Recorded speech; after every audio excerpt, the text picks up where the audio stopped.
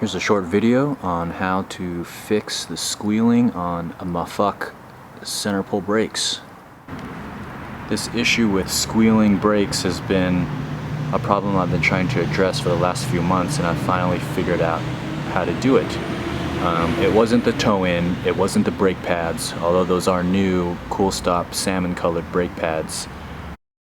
Reducing the distance of the brake pads from the brake arms will reduce vibration. Vibration is what causes the squealing in these brakes. One of the hardest things about adjusting brakes is when you're by yourself and you don't have someone to help you. So I devised this little method. Take a leather gardening glove or work glove. I got a pair of these vice grips. I'm going to stick the vice grip inside this glove.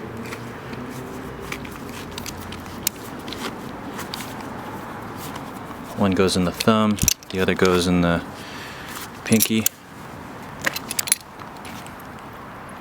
And this is to prevent scratching up the brakes.